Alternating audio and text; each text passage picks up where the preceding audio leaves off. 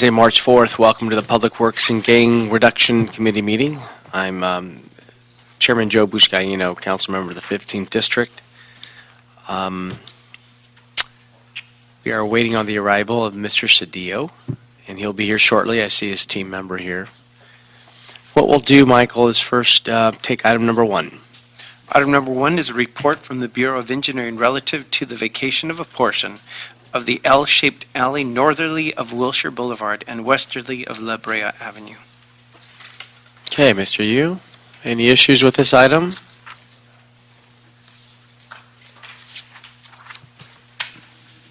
Good afternoon, Edmund Yu, Public Works Bureau of Engineering. This is a vacation request to vacate an alley in the vicinity of La Brea and Wilshire. The applicant is Metro. They are building a station right at this area in conjunction with the Purple Line extension. So from the access and circulations point of view, the Bureau has no problem to allow this vacation to happen. Metro is going to provide a replacement alley in this area, so for access and circulation, this is not going to create long-term impact. So the Bureau is recommend approval. But since the finalization of the report, the City Planning Department have some issue regarding the future mobility plan for this area. So Kara Bowen from the City Planning Department is here, so she would like to address the committee on this issue. Okay. How are you? Thank you. Claire Bowen, City Planning Department. So we don't have any issue with the vacation, and really our issue with the proposed dedication for Wilshire and La Brea really has to do with the fact that the mobility plan that is currently working its way through approval, we're planning on being in Planning Commission in May and then hopefully to full council for adoption before the end of June, is proposing that these two particular streets be redesignated to a new standard that we're developing called an Avenue 1. And that Avenue 1 dimension is a 100-foot right-of-way. Both Wilshire and La Brea today have already been built to that full standard, so we're recommending that instead of asking for an additional 2-foot dedication, that we go ahead and just not have the dedication. That way the street remains the dimension it is. I see. So you're saying we can move forward on this. The mobility plan may not have an impact on this. The mobility plan basically has an impact in that it is proposing new street designations, of which these streets are included in that new designation. We'd like to see. We don't see that we don't want at this point to be asking for the street to be widened to a dimension that is no longer going to be part of the city standards, and that by keeping the dimension that it is today would be more aligned with the future vision of the city. Okay. Mr. Cedillo, questions on item number 1? Nope. Okay, we'll approve that without objection. So if the committee would like to go along with the proposal to use the future standards for the street, then we will need to make a couple of corrections on the conditions by deleting condition 5B.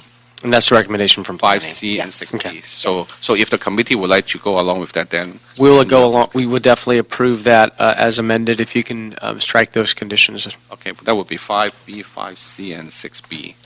Very good. 6B. 6B. Okay. Got that, Michael? Yes, I did. Okay. Thank you so much. Thank you. Okay, item number 2. Item number 2 is a motion from council members Bonin and Buscaino relative to waiving the roadway widening requirements along Emerson Avenue between Manchester Avenue and 85th Place for the project located at 6575 West Manchester Avenue, 8550 through 8556 Emerson Avenue, and 6564 West 85th Place. Okay, no cards on this item? No cards on this item. One here from Mr. Bonin's office. We're good here. Okay, Mr. Cedillo, have any questions on item number 2? Nope, it's good to go. Okay, we'll approve item 2 without objection, send that to council. Thank you.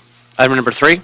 Item number 3 is a motion from council members Cedillo and Fuentes relative to issuing a revocable permit to close, fence, occupy, and install new power systems in the public right-of-way at Wilshire Boulevard and Whitmer Street.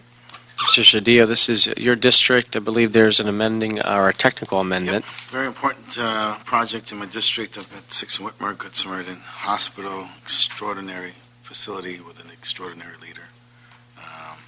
And they are, as the name is, Good Samaritan. They're doing a build-out, and this is necessary for them to complete it. Very good. Good afternoon, Good afternoon. council members. My name is Julia Moy with the Bureau of Engineering. We have been happily working with Councilmember Cedillo on this motion and are presenting a technical correction in order to carry out the council office's intent.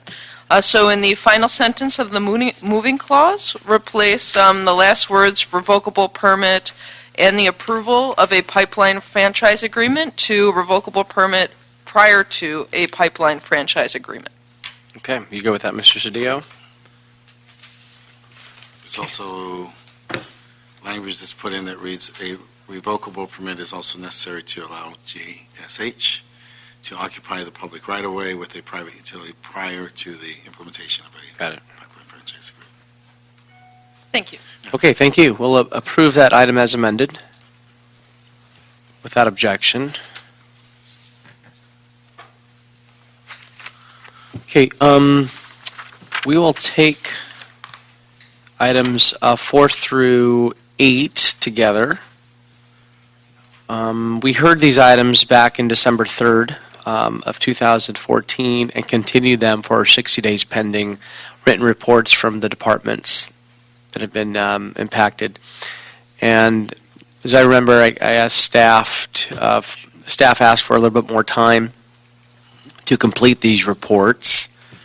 And I understand they're not ready yet, but we just wanted an update and bring them back to committee to get a status on each of the items. I'd really like to send a report to council with some solid recommendations before we approach budget discussions. Since our next regular meeting is March 18th, which is canceled, I'd like to request that written reports on all of these items be submitted in time for our April 1st meeting. If you can all note that, and I appreciate the hard work that you put in thus far, working with Dennis Gleason on my team. So with that, let's take 4. If you can read that into the record, rather. Item number 4 is a motion from Council Members Buscaino, Englander, and Parks relative to taking various items with respect to street cuts and the streets damage restoration fee. Mr. Hirano.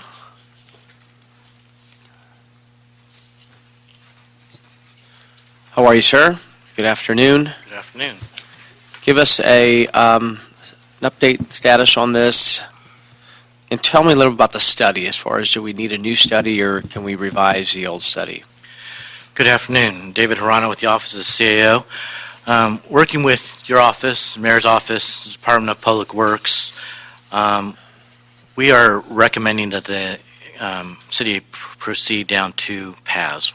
The first path would be a longer-term path that would incorporate an update to our current study. That current study sets the criteria and the justification for this establishment of the street damage restoration fee.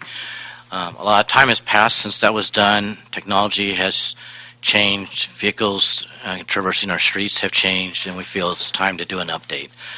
And on a short-term path, we are planning on taking a look at possibly recalculating or redoing the fee based upon the controller's suggestions in their most recent audit. We don't exactly know what that will entail in terms of revenue impacts or impacts to the actual fee itself, but we are anticipating that we can have status reports on both these paths ready for April 1st. Appreciate that. Any thought has been given to as to what interval the SDRF should be updated in the future to ensure we're all achieving full cost recovery? Yes, some thought has been given to it. I'm not sure that I'm ready to provide a number in open forum at this point, because I don't think there is a consensus among all the parties that are discussing that. Okay. Once there's a consensus, I think that's appropriate to bring it forward. Very good. How is the, you put here everyone at the table, everyone's responsive moving forward on this? Oh yeah, everyone's just responsive, everyone's engaged, they're all showing up to the meetings and participating heavily, so very good. It's a good process, and you're served by a good deputy who's helping keep us in line. Oh, it's in his blood. It's eats, breathes, drinks, streets.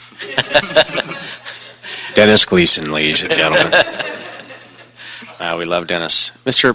Cedillo, any questions on this item? No, I concur. Okay, so we'll continue this item pending the report back. Thank you so much. Item 5, as it relates to the city's asphalt plant number 1. If you can read that Item into the number record. 5 is the motion from council members Buscaino and Huizar relative to retrofitting the city's asphalt Mahmoud plant here. number 1. Thank you, Michael. Mahmoud here from BOE, joined by David Hirano for the record. Status of this project, and how about, most importantly, I wanted to hear more about the cost estimates of redoing our city asphalt plant, Good afternoon, or Councilman. AP1. Sure. Good afternoon. Mahmoud Karimzadeh, Bureau of Engineering. We have established a process since we came last time. You asked us to come back and report back on certain items. We have established a process through meetings with City Attorney, CAO, CLA, Mayor Office, and most importantly, our client, Bureau of Street Services. And after establishing the process, we looked at the interest party that could come and help the city to build these. And then we look at the consulting firm that could help us to put the document together. Is the consulting firm part of our on-call list? Do we have someone Yes. already? Okay, Yes. we don't have to reissue an RFP. Exactly. That Okay. was what we discussed throughout the establishing the process to make sure. That's good, because it doesn't cause more delay. Right? Exactly. We are going to the fastest route that can get us to complete this project. So we actually had proposal from 2 of our consultants in order to put the 30% design documents. This is what the process is. Just going to go back a little bit. We established the process as a design build, the fastest way to get to this. As a design build, we need a bridging document, a specifications, or a performance specification in order to go to the next, basically, bid and award, which completes the design and construction both together as one entity.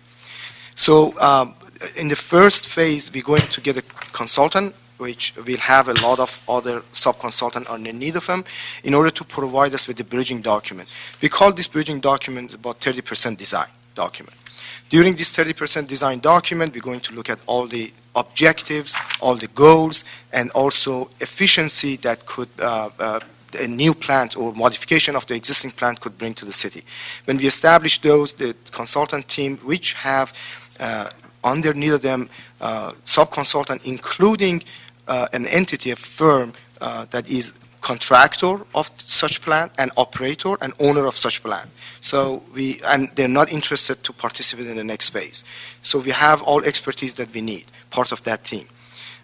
We receive proposal from the consultants. We have one to work with, and we had met with them recently in order to make sure we are on the same page.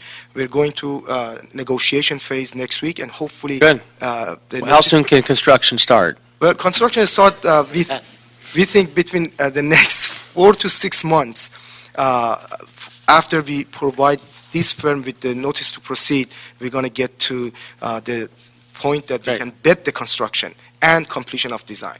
At that process of bidding itself takes about 4 to 6 weeks, 4 to 6 months. Months, right? And And then then operational. After that, 18 months is going to be completion of that 30% design drawings to 100%, and also start construction and complete construction. Total 18 months. And at that time, basically commissioning, coming to make sure everything works, equipments are working. During this process, we have to actually secure many agencies who have jurisdiction over this project, including AQMD, Southern California AQMD. We can help with that. Right, that would be great. We need Okay. every assistance we can get. So it's a tedious process. It's a very important project, but there are certain unknown on this project, Councilman. I just want to make sure we all know that. We usually go to a process we know about some unknown. So known unknown doesn't scare us, but unknown really is bad. And on this project, unknown will be underground. This plant been there since 1940s. Yep. And with all those things, you can imagine that the soils are very contaminated, or might be very contaminated. During this process, we're going to have a survey, we're going to have reports.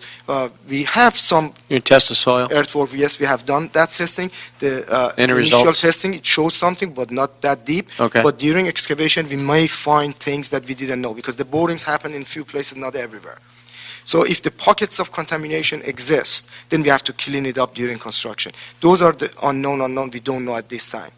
So I just want to make sure that we know about the uncertainties also on this project, but we are geared up, we are equipped to deal with them, and hopefully come back and report back on progress to your committee. Can we partner potentially with other jurisdictions on this? If so, how do we do that? I think this question could be more for Bureau of City Services. I know they're in contact with the county and other places. I know they have reported on this to your committees, as well as selling the product, the end product is.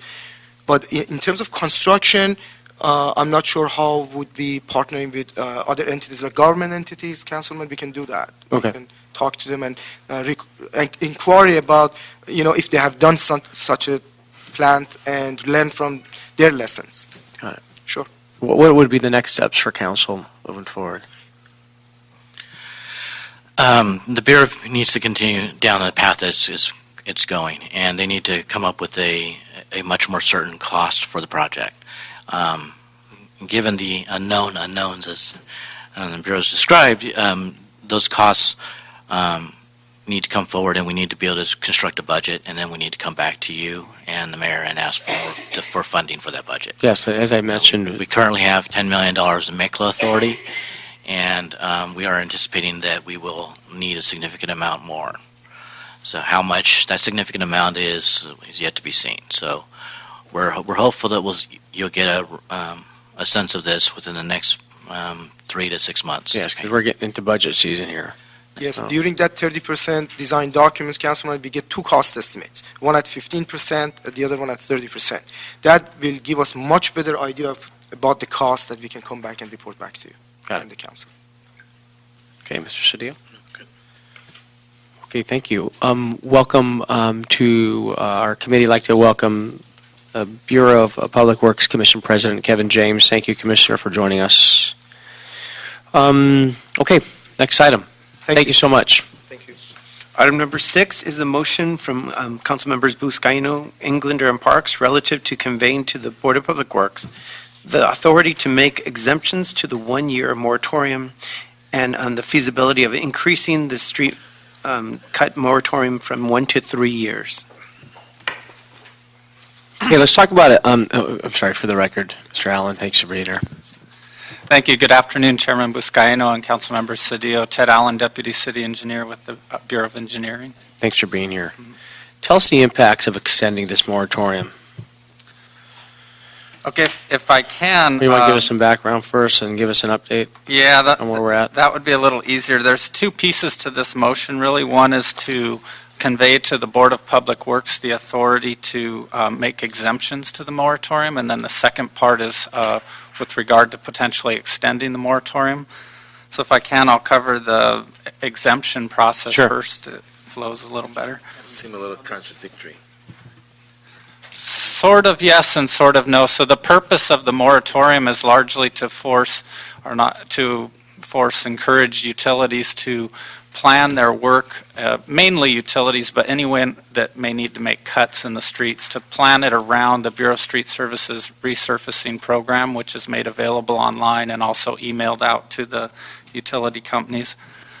So the 1-year moratorium would prevent them from cutting the streets from 1 year after resurfacing or reconstructing. But there are exemptions for certain things where they don't. The exemptions would be for things that don't, they couldn't have planned around the work, let's say. So an emergency, say a water line breaks, gas line, hopefully wouldn't break, but something, they need to get in and cut it. It's something they couldn't have planned around. Mm-hmm. We feel that those should be considered for exemptions. The current code only allows for an exemption technically if they didn't receive notice of the resurfacing work, which is not common, but emergencies do happen. We also have looked at what other cities are doing, and other cities have moratoriums up to 5 years, but they tend to allow for exemptions more often where entities couldn't have planned around the work. For example... Do you know how their exemptions are handled? Other cities? I haven't looked at a lot of them. I know that at least one of them has a standard form.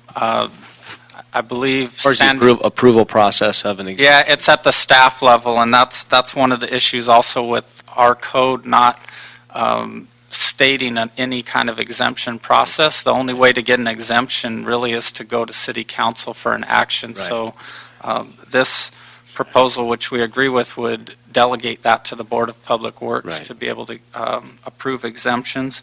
But we recommend also looking at some of the criteria other cities are using, such as emergencies, new service connections, isolated exploratory excavations, work required by local, state, or federal government agencies where the entity couldn't have planned that work around the resurfacing program, that those be allowed for exemptions at the staff level, but then if the entity wanted to appeal, that they would be allowed to appeal to the Board of Public Works. And further, that the Board of Public Works would be allowed to approve exemptions in other cases if the entity could convince the board that there was a reason they couldn't have planned the work around the resurfacing. And that would get back to the true intent of the moratorium, which is for the long-term capital programs. If a utility has an 80-year-old line in the street that they know needs to be replaced soon, that they go in and do that before it gets resurfaced, or they notify street services ahead of time and ask them to delay that work. Well, that's part of the coordination we'll talk about in item 7. Correct. That's to improve that. Yeah, so there is interrelationship Right. with all of these items, actually, to a large degree.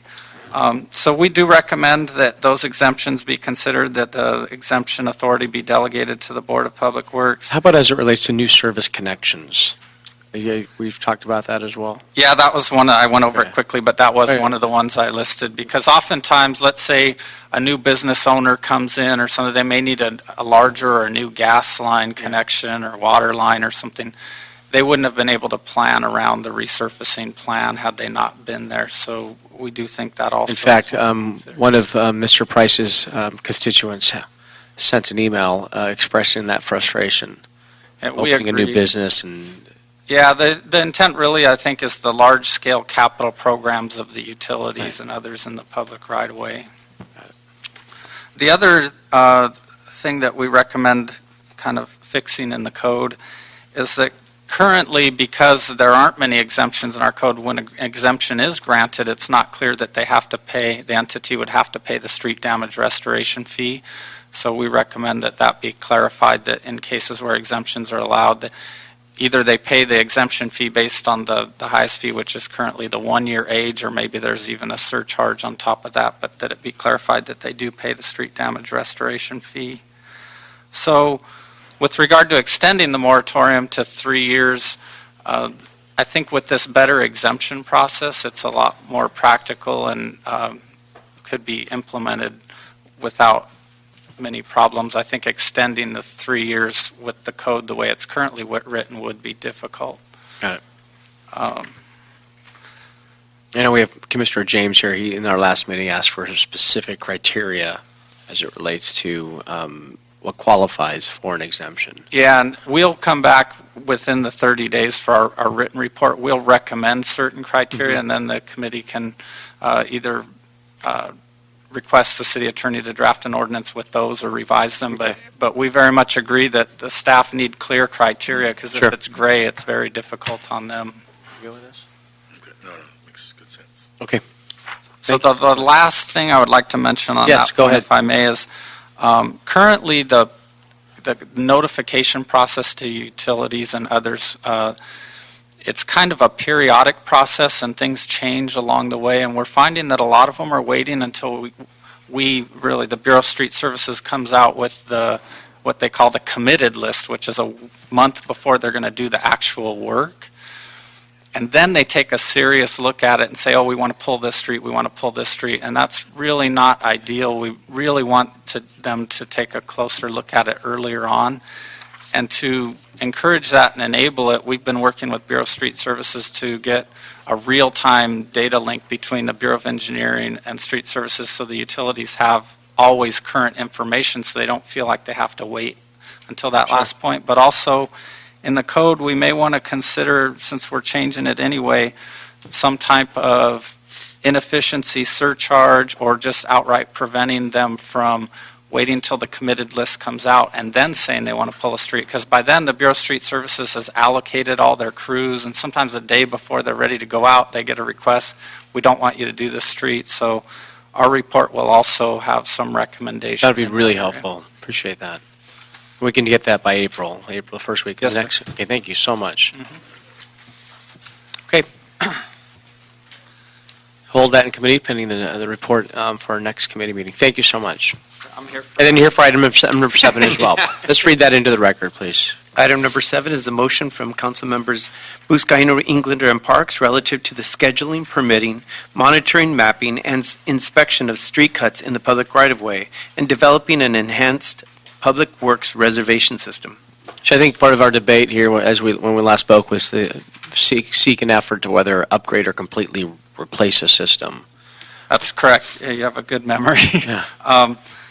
So I'll make this report will be shorter, but as I mentioned last time in front of this committee, we have And some Metro dollars, right? Yeah, That MTA we has applied for? donated $300,000 as a result of the Construction Coordination Task Force, which was established at the direction of the mayor, co-chaired by City Engineer Gary Lee Moore and Salita Reynolds, General Manager of DOT. And so in using those funds, we have selected a consultant to look at improving the public way reservation system. And they've initiated work. The first phase of the work that they're currently working on is making that analysis and decision of, do we improve the current system? Okay. Do we replace it with a new custom system? Or they're also looking at 2 off-the-shelf systems. How long will it take them to make that determination? I think making the determination will not be long. They're meeting next week to look at the 4, and so it's possible it could be very shortly after that. It's possible they may want to shortlist it down to 2 and look at it more. But I believe we'll be probably in the next month or 2, we should have that decision. I'd like to have them come report to this committee. Can we arrange that? Sure. Yeah, we've The got. consultants come to this committee to give us an update. Yeah, I think that would be okay. Yeah. So we have our mapping group that does the public way reservation system Yeah. involved in that. Also our MTA group, and then this consultant Fantastic. on board. Yeah. Good.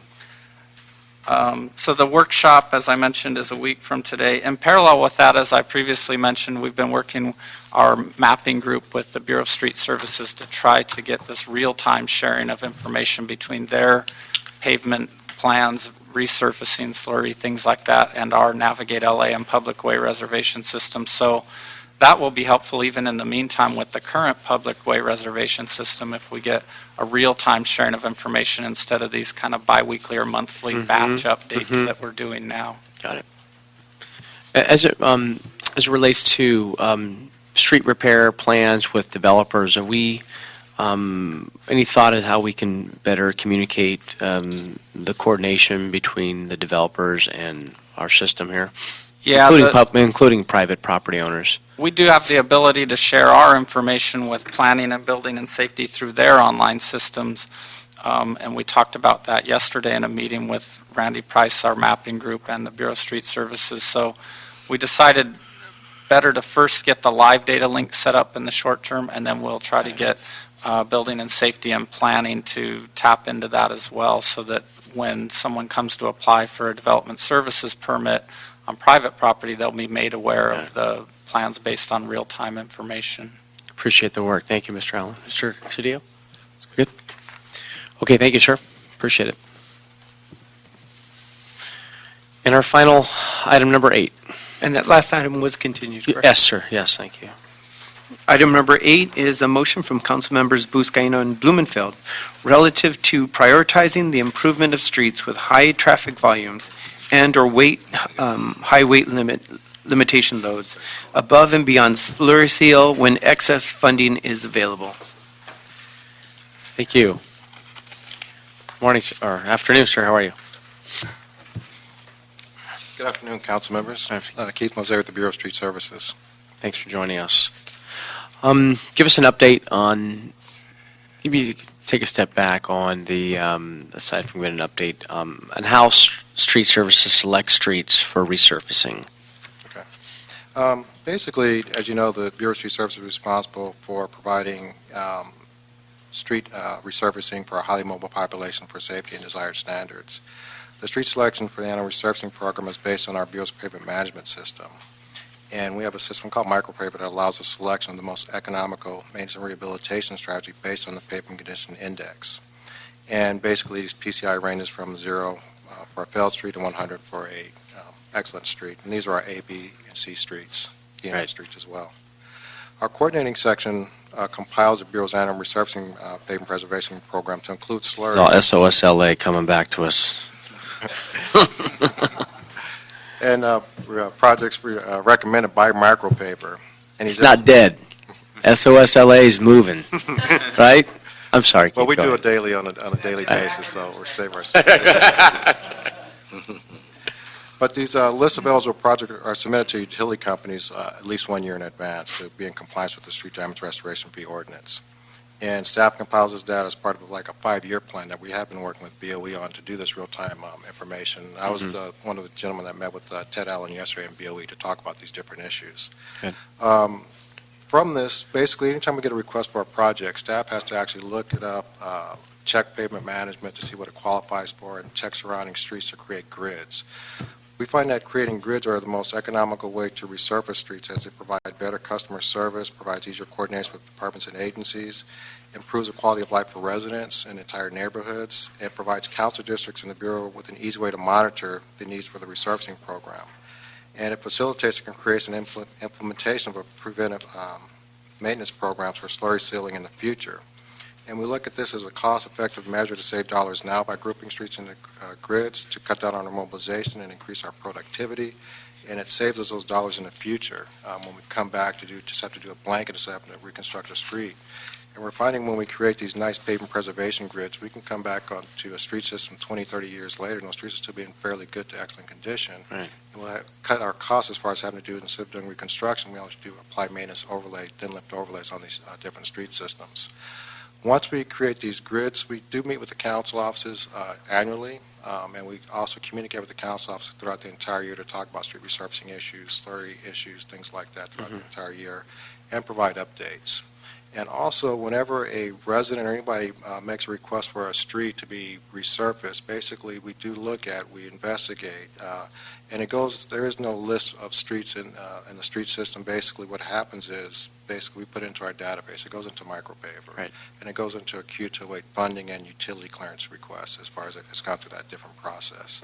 Once a street is resurfaced, that information is put back into the micropaver system and updated, and that information is transferred to the Bureau of Engineering at that time.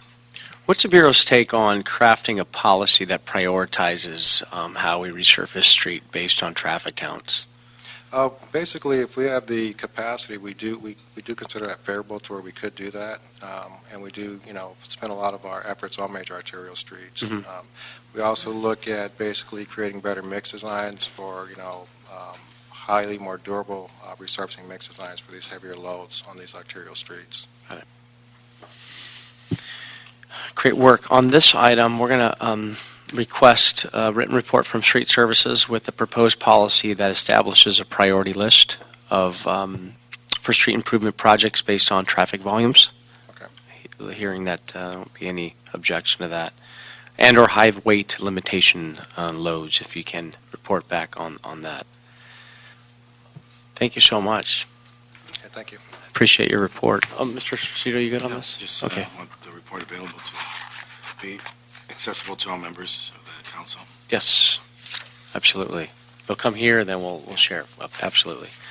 Again, Mr. Cedillo and those here, as we all know, these items that we just heard were in response to the Save Our Street SOSLA initiative and report that Mr. Engler and I commissioned alongside each and every one of you. And it was clear when we paraded this initiative throughout the city of Los Angeles, it was clear in the feedback that we got from all stakeholders, from neighborhood councils, business owners, residents, that the city wasn't doing its part to look at ways to prioritize how we just looking for creating efficiencies and how we fix our streets across the city of Los Angeles. So really proud of the fact that we're moving forward on these key policy changes, recommendations.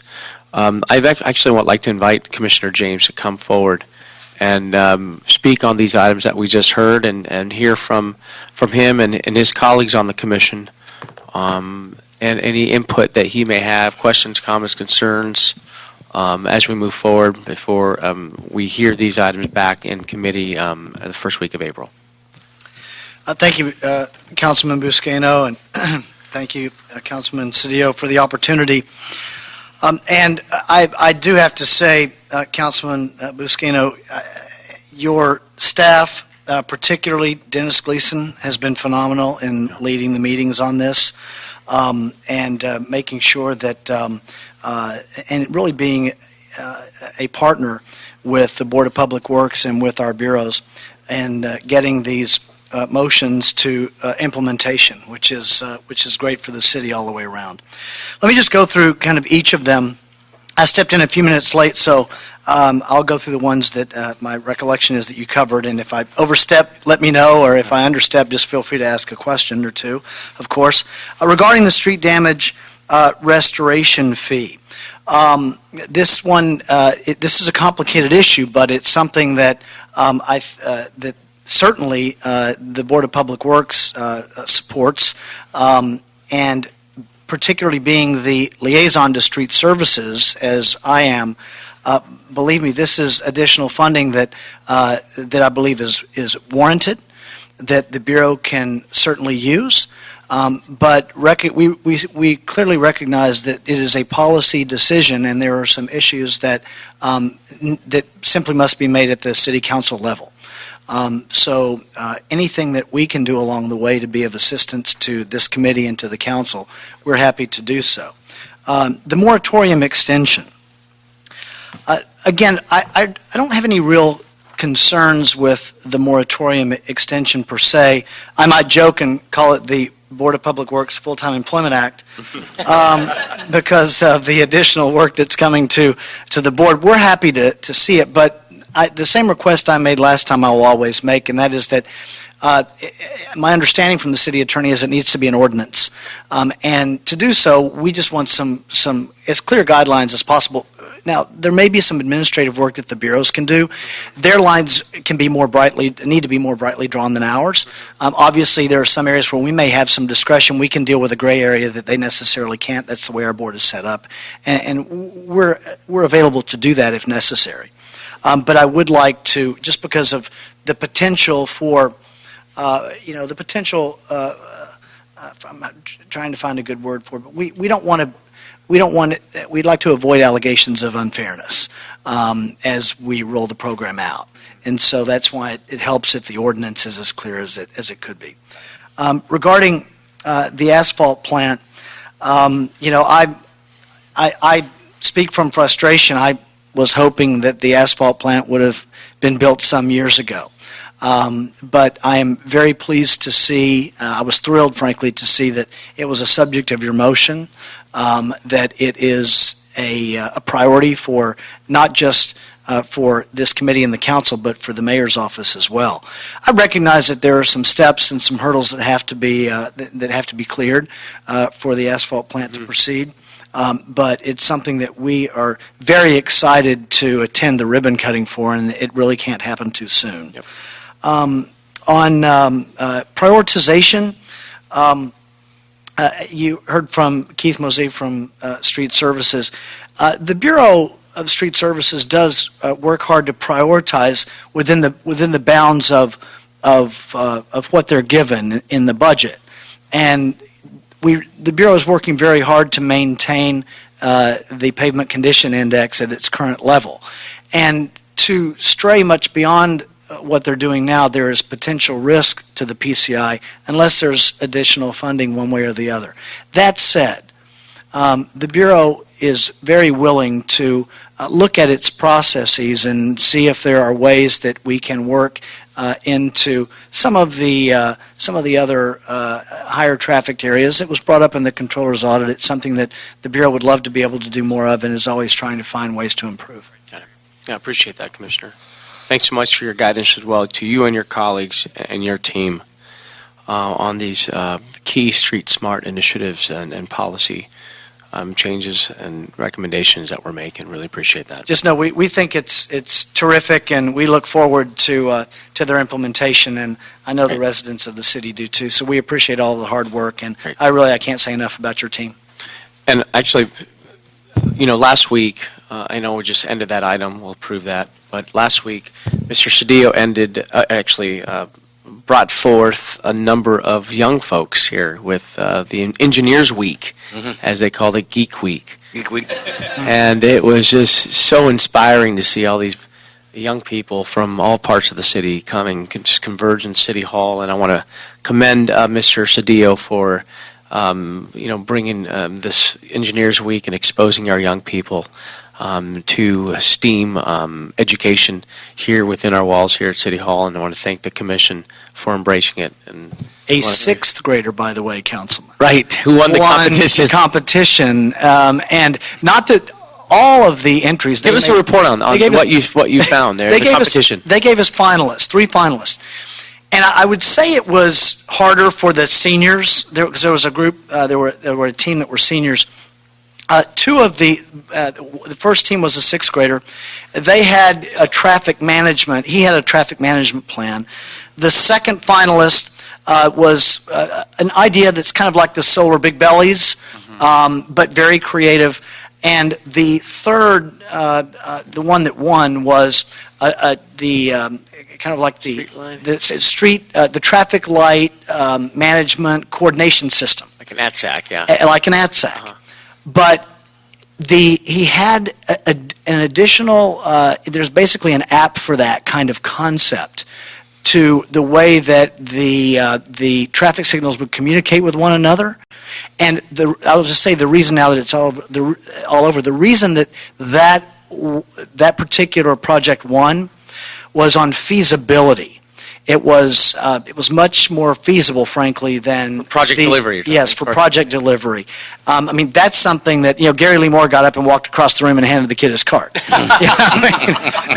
That's something that is worth looking into. The others were amazing to come from such young people, but there were some obvious areas where we would need to work on those.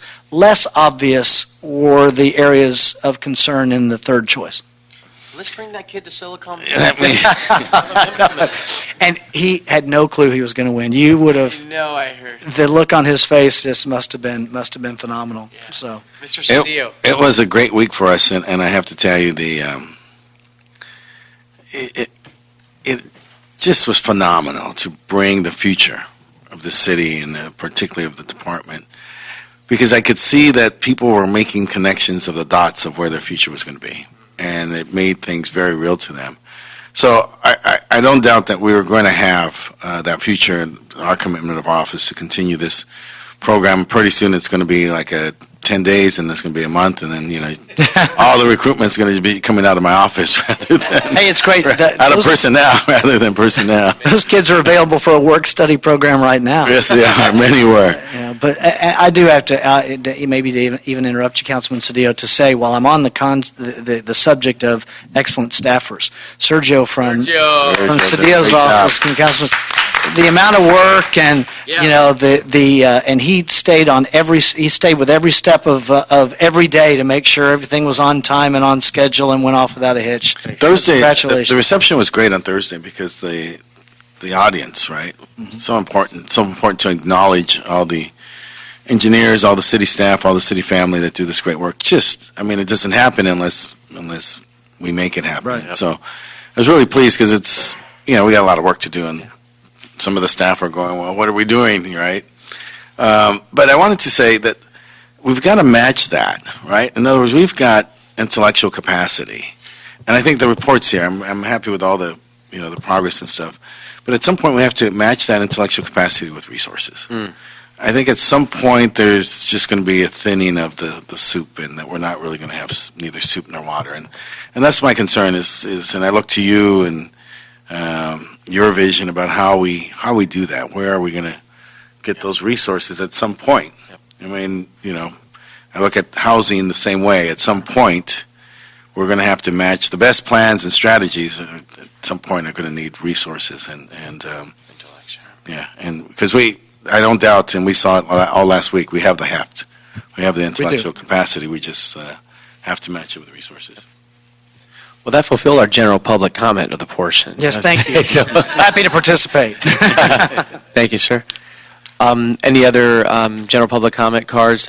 No, Mr. Chair. Okay, fantastic. With that, really appreciate your updates and your continued service to our city. With that, this Public Works and Gain Reduction Committee is now adjourned. Thank you so much.